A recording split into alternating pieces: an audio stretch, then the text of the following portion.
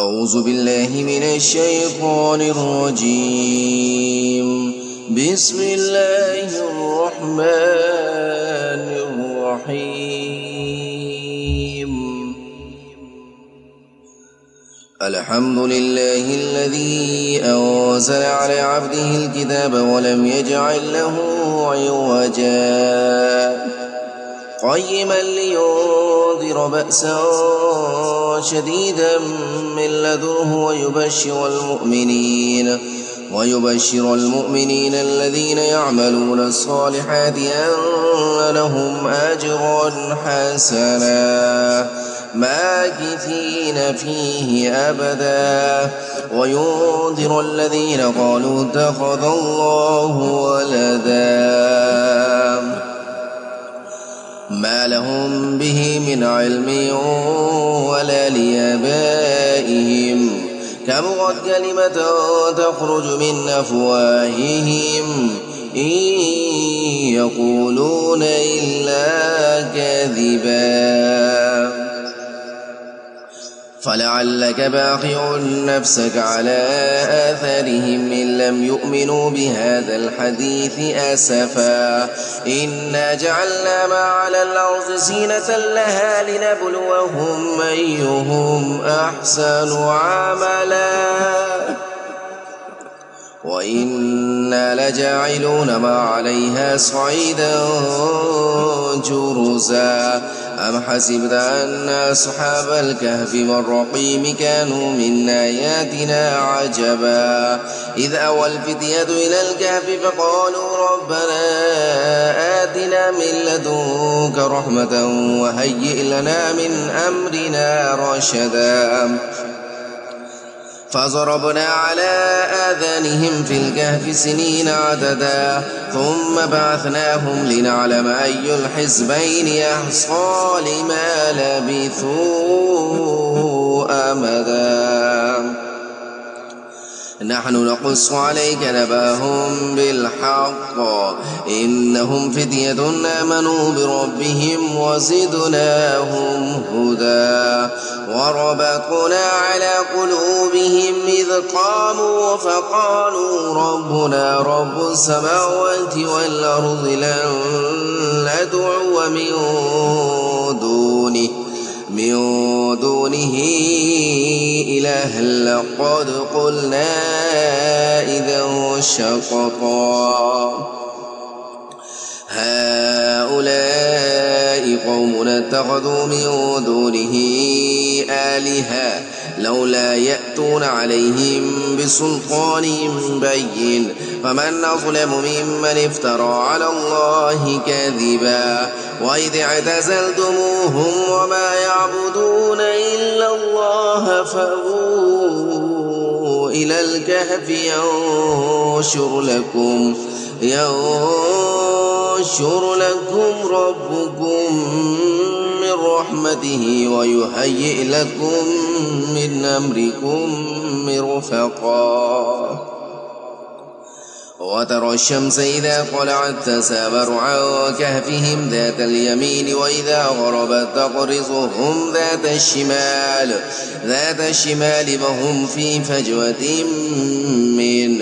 ذلك من آيات الله من يهد الله فهو المهتد ومن يضلل فلن تجد له وليا مرشدا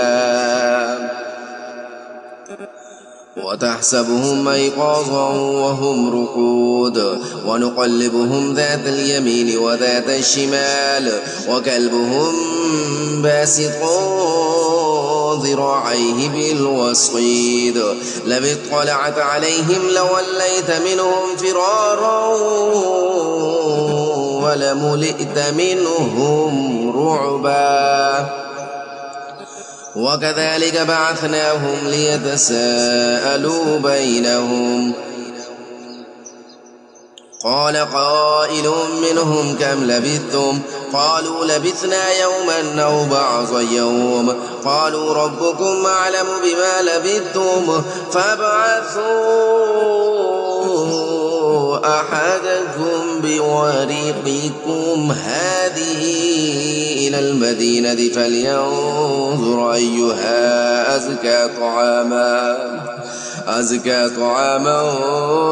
فليأتكم برزق منه وليتلطف ولا يشعرن بكم أحدا إنهم إن يظهروا عليكم يرجموكم أو يعيدوكم في ملتهم ولا تفلحوا إذا أبدا وكذلك أعثرنا عليهم ليعلموا أن وعد الله حق وأن الساعة لا ريب فيها إذ يتنازعون بينهم أمرهم فقالوا بنوا عليهم بنيانا ربهم أعلم بهم قال الذين غلبوا على أمرهم لنتخذن عليهم مسجدا سيقولون 3 رابعهم كلبهم ويقولون 5 سادسهم كلبهم رجما بالغيب ويقولون 7 وثامنهم كلبهم قل ربي أعلم بعدتهم ما يعلمهم إلا قليل فلا تمار فيهم إلا مراء ظاهرا ولا تستفت فيهم منهم أحدا ولا تقولن لشيء إني فاعل ذلك غدا إلا أن يشاء الله واذكر ربك إذا نسيت وقل عسى أن يهديني ربي لأقرب من هذا رشدا ولبثوا في كهفهم 300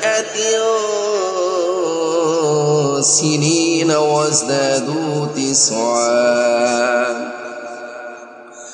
قل الله أعلم بما لبثوا له غيب السماوات والأرض أبصر به وأسمع ما لهم من دونه من ولي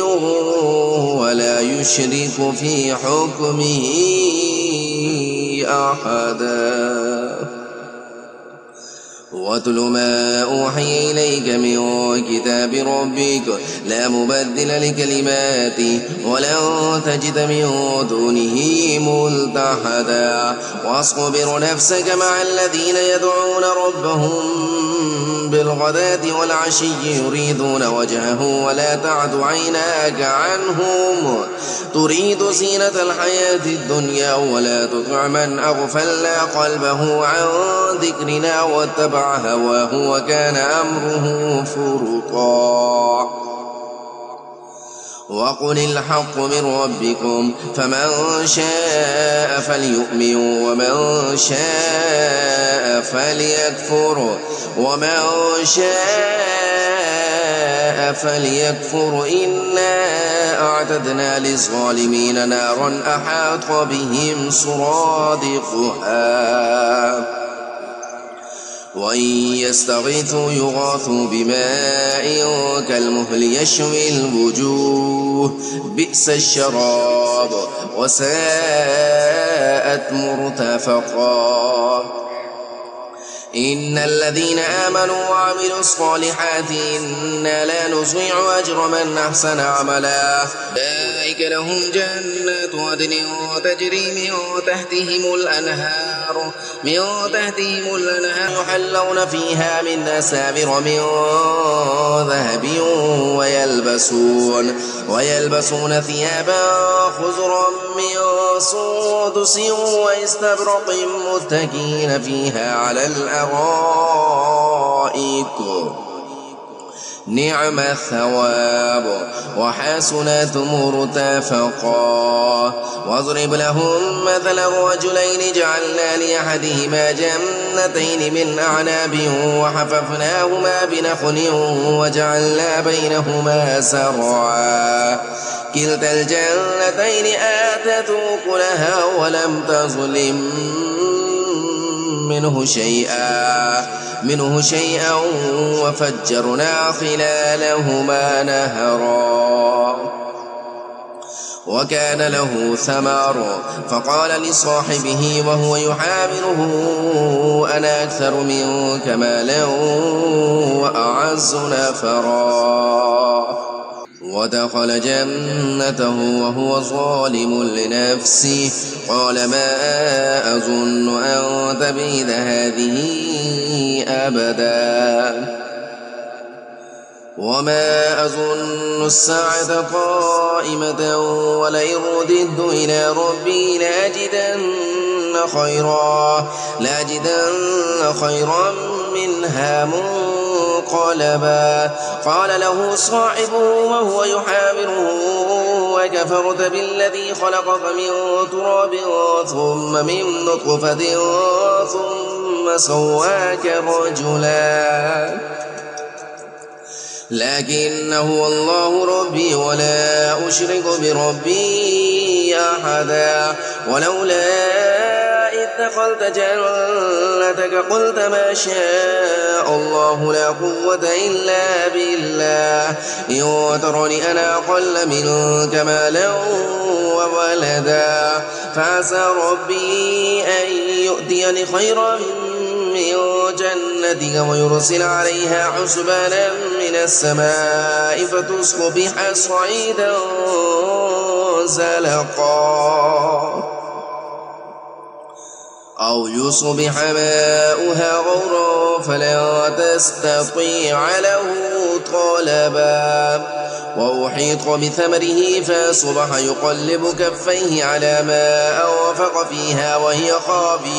وهي خاوية على عروشها ويقول يا ليتني لم أشرك بربي أحدا ولم تكن له فئة ينصرونه من دون الله وما كان منتصرا هنالك الولاية لله الحق هو خير ثوابا وخير عقبا واضرب لهم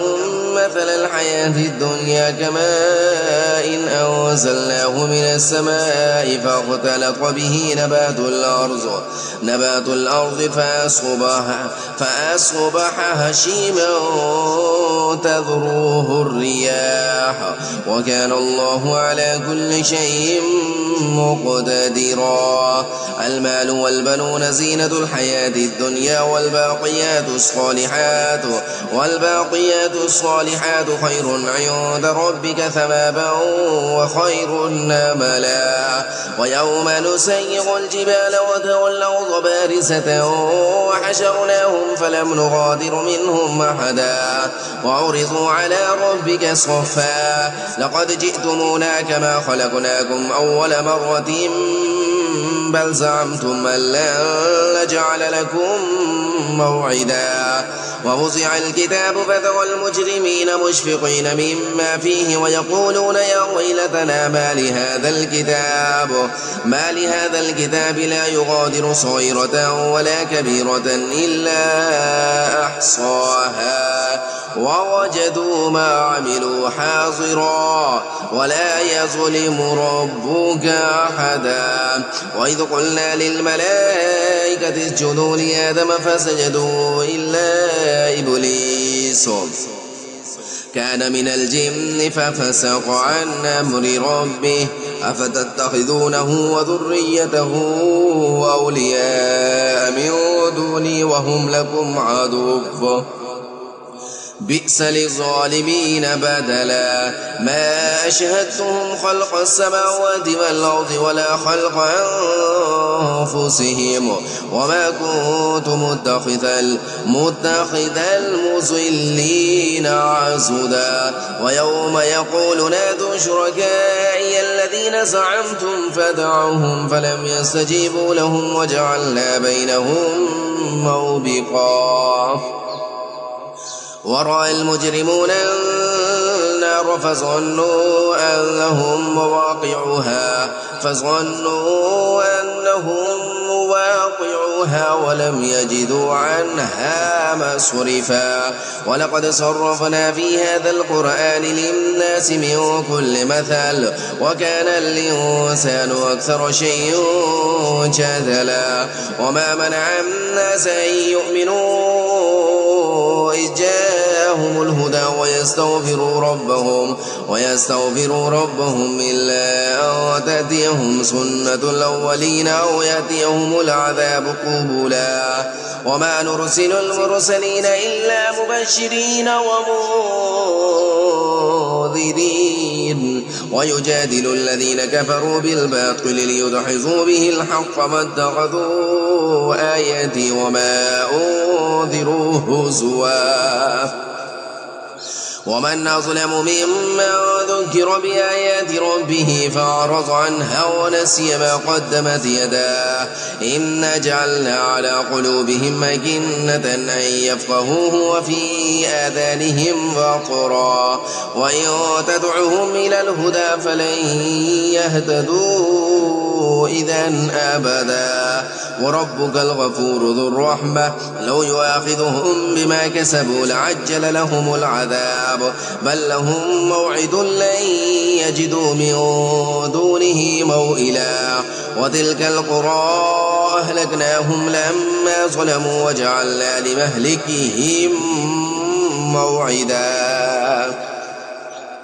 وإذ قال موسى لفتاه لا أبرح حتى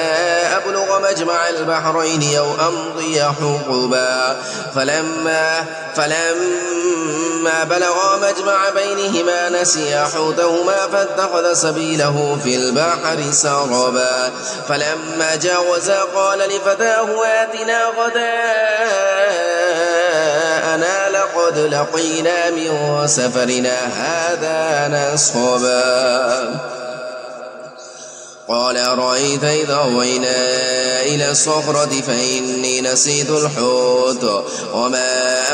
أنسانيه إلا الشيطان أن أذكره واتخذ سبيله في البحر عجبا قال ذلك ما كنا نبغ فارتد على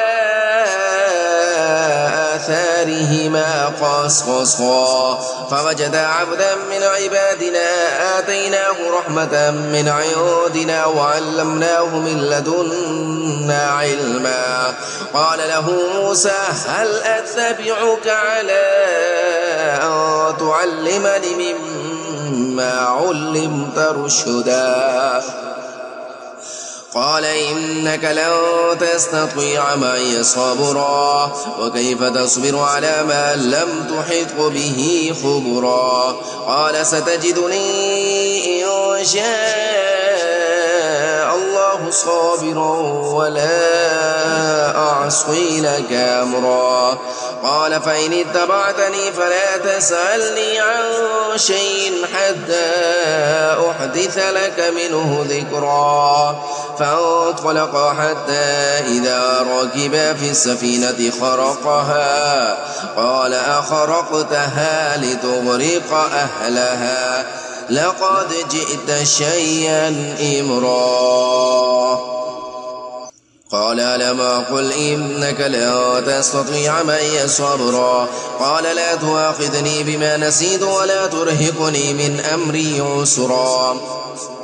فانطلقا حتى إذا لقيا غلاما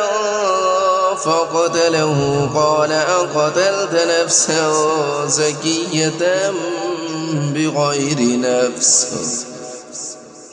لقد جئت شيئا نكرا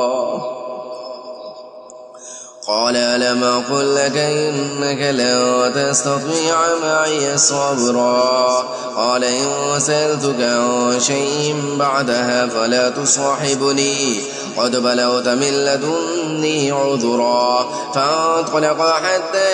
إذا أتيا أهل قرية استطعما أهلها فأبوا أن يضيفوهما فوجدا فيها جدارا يريد أن ينقض فأقامه قال لو شئت لاتخذت عليه أجرا قال قال هذا فراق بيني وبينك سأنبئك بتأويل ما لم تستطع عليه صبرا. أما السفينة فكانت لمساكين يعملون في البحر فأردت أن أعيبها وكان وراءهم ملك يأخذ كل سفينة غصبا. وأما الغلام فكان أبواه مؤمنين فخشينا أن يرهقهما طغيانا وكفرا فأردنا أن يبدلهما ربهما خيرا منه زكاة وأقرب رحما. وأما الجدار فكان لغلامين يتيمين في المدينة وكان تحته كنز لهما وكان أبوهما صالحا فأراد ربك أن يبلغا أشدهما ويستخرجا كنزهما رحمة من ربك وما فعلته عن أمري ذلك تأويل ما لم تستطع عليه صبرا. ويسألونك عن ذي القرنين قل سأتلو عليكم منه ذكرا إنا مكنا له في الأرض وآتيناه من كل شيء سببا فأتبع سببا حتى إذا بلغ مغرب الشمس وجدها تغرب في عين حمية ووجد عندها قوما قلنا يا ذا القرنين إما أن تعذب وإما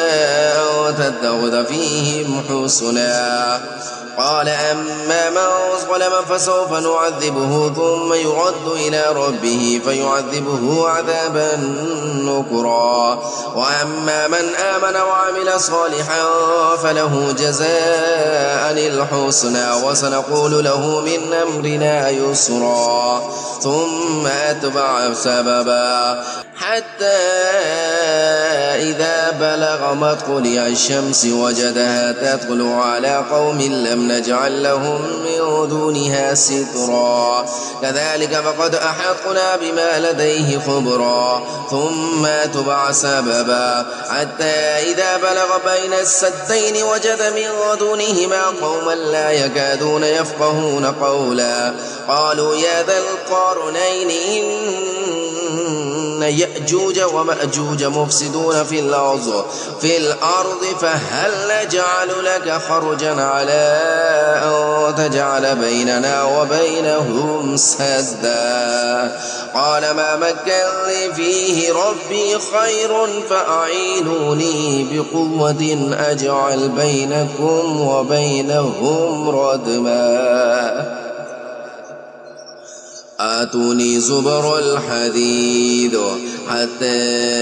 إذا سوى بين الصدفين قال انفخوا حتى إذا جعله نارا قال آتوني أفرغ عليه قطرا فما استطاعوا أن يظهروه وما استطاعوا له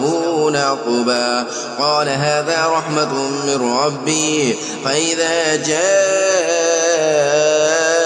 وعد ربي جعله دكا وكان وعد ربي حقا. وتركنا بعضهم يومئذ يموج في بعض ونفخ في الصور فجمعناهم جمعا. وعرضنا جهنم يومئذ للكافرين عرضا الذين كانت أعينهم في غطاء عن ذكري وكانوا لا يستطيعون سمعا. أفحسب الذين كفروا أن يتخذوا عبادي من دوني أولياء إنا أعتدنا جهنم للكافرين نزلا. قل هل ننبئكم بالأخسرين أعمالا الذين ضل سعيهم في الحياة الدنيا وهم يحسبون أنهم يحسنون صنعا. أولئك الذين كفروا بآيات ربهم ولقائه ورائه فحبطت أعمالهم فلا نقيم لهم يوم القيامة وزنا ذلك جزاؤهم جهنم بما كفروا واتخذوا آياتي ورسلي هزوا إن الذين آمنوا وعملوا الصالحات كانت لهم جنات الفردوس نزلا خالدين فيها لا يبغون عنها حولا قل لو كان البحر مدادا لكلمات ربي لنفد البحر قبل أن تنفد كلمات ربي ولو جئنا بمثله مددا قل إنما أنا بشر مثلكم يوحى إلي أنما إلهكم إله واحد فمن كان يرجو لقاء ربه فليعمل عملا